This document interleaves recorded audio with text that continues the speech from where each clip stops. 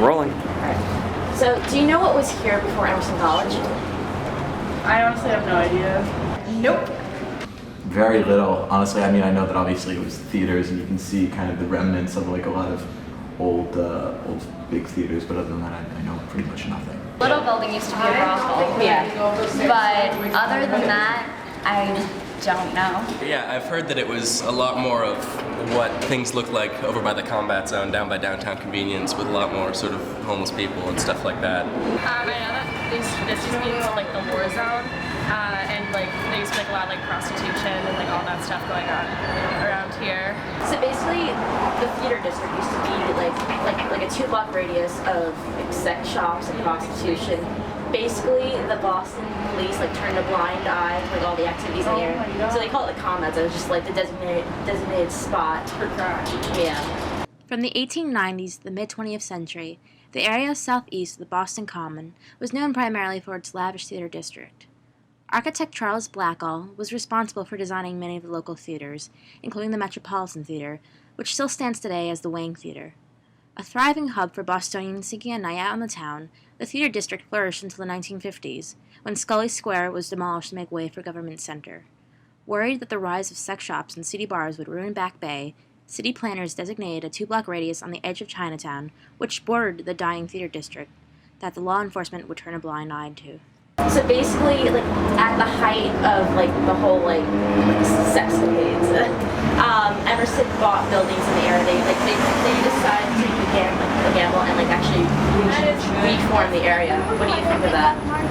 I don't know. I mean, are you saying that as Emerson College is what kind of turned this from an amoral place to a place of academics and scholars? I mean, that's pretty cool.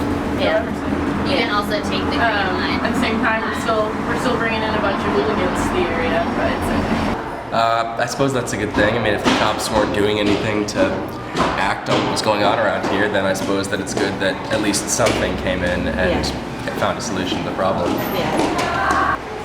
It's really interesting. That sounds about right. A lot of places do get neglected.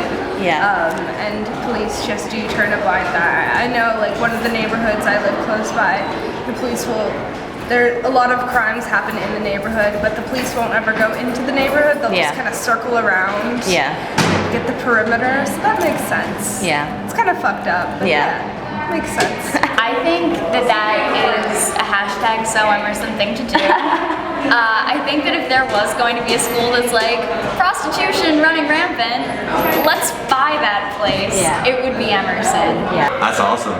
That's like so progressive. I mean, obviously, like even in the last couple of years, I do know a little bit about like Emerson history. Yeah. And like even in the last few years, like we as a school have gotten a lot less like bohemian, I guess, and kind of going for like the more like trendy artsy type rather than just like, yeah, we're artists, whatever, man. But like it actually makes sense, and I think it's really cool. I wonder, it's interesting to me like if Emerson had an impact on the area getting better, because like you start sending college kids who have money into the area, and it's like basically like a beacon for gentrification. Yeah. I mean, that's basically what happened. Yeah. That's really cool. Yeah. Huh.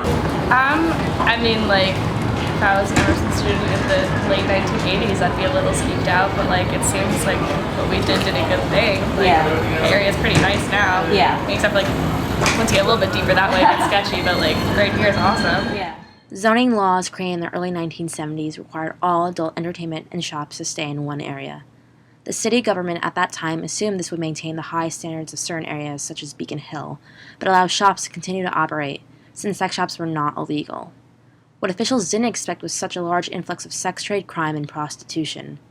What became known as the Combat Zone simply wouldn't operate within the law, and city officials spent years trying to make up for the zoning failure and keep crime out of Boston. By the late 1980s, much of the Combat Zone had been squeezed into just 2 blocks by aggressive entrepreneurs and those living in Chinatown. With more than 9,000 residents in the early 90s, the area was a bustling neighborhood. Though the peep shows and red light district had not yet completely disappeared, the Combat Zone was certainly seeing its last days in Boston. In 1993, Emerson College purchased the little building for dormitories. Up until then, all Emerson dorms were located in Back Bay, from the Public Garden to Kenmore Square. The decision to move the dorms downtown was a bold one, considering the recent history of the area. However, other developments, including the building of luxury condos, the upgrading of Chinatown, the addition of four-star hotels, as well as a renewed emphasis on the theater district, made Emerson's decision more palatable. In addition, students claimed it would be better for them to be near the entertainment and communication hub of Boston. Today, the area that was known as the Combat Zone is home to students from Suffolk University and Emerson College, as well as Chinatown residents and fans of the theater. Emerson's move into this area was not only beneficial for Emerson, but for the city of Boston as a whole.